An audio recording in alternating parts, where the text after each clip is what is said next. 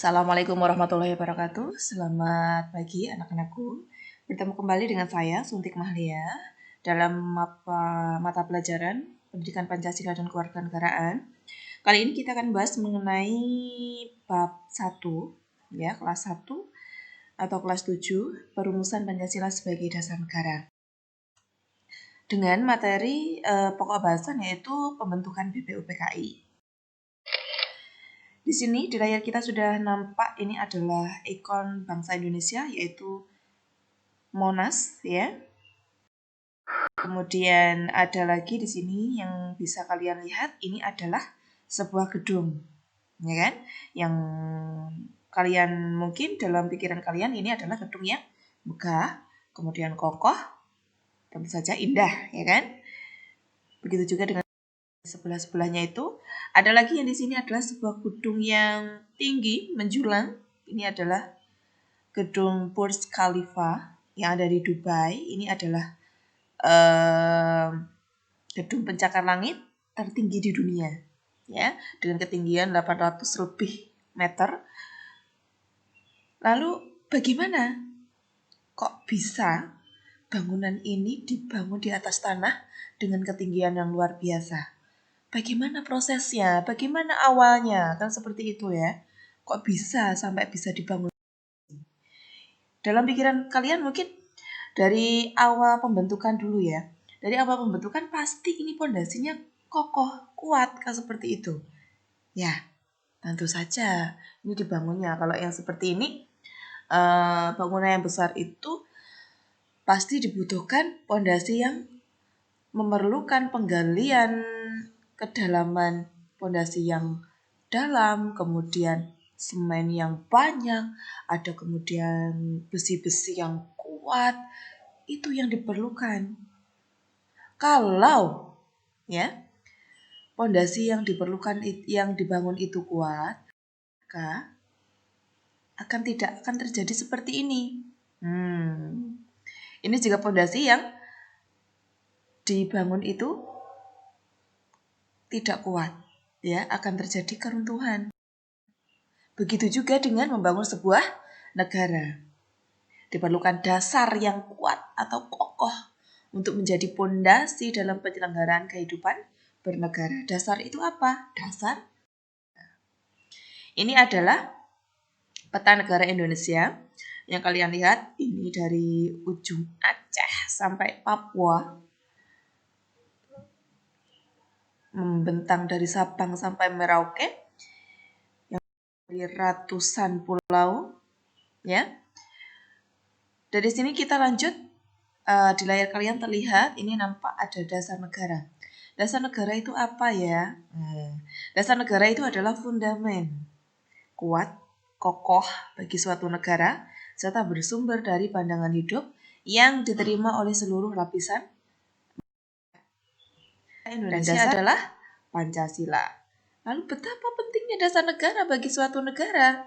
Nah, dasar negara bagi suatu negara merupakan suatu dasar untuk mengatur kehidupan penyelenggaraan yang terbentuk dalam sebuah negara. Kemudian tanpa dasar negara, berarti negara tersebut tidak memiliki pedoman dalam penyelenggaraan kehidupan bernegara.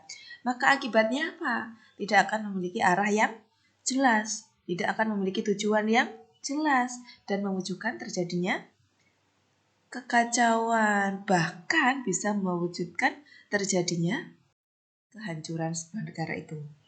Lalu bagaimana dasar negara Indonesia Pancasila itu terbentuk? Apakah langsung tiba-tiba abrakadabra? Jadi, tidak. Ada proses yang panjang yang dilakukan oleh para founding father atau para pendiri negara untuk menyusun dasar negara. Dan itu dari pembentukan BPUPKI. Apa itu BPUPKI? Badan Penyelidik Usaha-Usaha Persiapan Kemerdekaan Indonesia yang sudah kalian pelajari di bangku SDMI, ya. Atau dalam bahasa Jepangnya ini adalah Dokuritsu Jumbi Chosakai. BPUPKI dibentuk oleh yang kemudian memiliki tugas yaitu melakukan penyelidikan terhadap usaha-usaha persiapan kemerdekaan Indonesia. Tugasnya itu apa aja? Pertama, merancang dasar negara, kemudian menyusun rancangan undang-undang dasar, mempersiapkan kemerdekaan, dan menyusun rancangan falsafah. Nah, lalu latar belakang pembentukan BPUPKI itu apa, Bu? Latar belakangnya itu adalah Jepang merasa bahwa ia kalah dalam Perang Dunia Kedua. Akhirnya, Jepang merasa untuk menyusun kekuatan kembali dengan menarik simpati negara-negara jajahannya, termasuk Indonesia. Lalu bagaimana cara menarik simpatinya? Yaitu dengan cara menjanjikan kemerdekaan. Dengan janji itu, ia berharap bahwa ia akan mendapatkan dukungan apabila dia diserang oleh negara sekutu. Dan untuk realisasi janjinya itu, Jepang untuk di Indonesia membentuk BPUPKI. Lalu kapan dibentuknya? Jepang membentuk BPUPKI pada tanggal 1 Maret 1945 dengan ketua yang ditunjuk oleh Jepang, yaitu Kanjeng Raden Tumenggung, Rajiman Wedyodiningrat, dan ada 2 wakil. Yang satu wakil dari Jepang, yaitu Ichibara Seiyosho, dan dari Indonesia, yaitu Panji Suroso. Kita sudah tahu tadi pembentukannya kapan, tugasnya apa, tujuannya apa, latar belakangnya apa mengenai BPUPKI ya. Kemudian selanjutnya BPUPKI nanti akan melaksanakan 2 sidang resmi yang harus kalian tahu ya. 2 sidang resmi ini, setiap sidangnya akan membahas mengenai agenda-agenda yang sangat luar biasa. Ya. Ini adalah gambar suasana sidang BPUPKI. Zaman dahulu sudah ada meja-meja yang bagus ya. Lanjut, ini adalah gambar I.R. Soekarno pada saat sidang BPUPKI. Ia menyampaikan di depan anggota sidang, peserta sidang. Ia menyampaikan tentang rumusan dasar negara. Untuk dibentuk panitia BPUPKI tadi, itu dipecah lagi menjadi panitia-panitia kecil untuk membahas agenda-agenda dari apa yang akan dibicarakan dalam sidang. Di antaranya, ini ada panitia perumus beranggotakan 9 orang atau yang biasa kita sebut, ya kita dengar itu adalah panitia 9, diketuai oleh I.R. Soekarno. Ada anggotanya Muhammad Hatta, Maramis, Biko Suno Cokrosuyoso, ada Abdul Kahar Muzakir, Agus Salim, Ahmad Subarjo, Wahid Hasim, dan Muhammad Yamin. Ya, panitia 9. Kemudian ada lagi panitia perancang undang-undang dasar, diketuai juga oleh I.R. Soekarno. Wow, berarti I.R. Soekarno mengetuai 2 panitia kecil. Kemudian ada panitia ekonomi dan keuangan. Ada panitia pembelaan tanah air, diketuai oleh Abi Kusno Cokro Suyoso.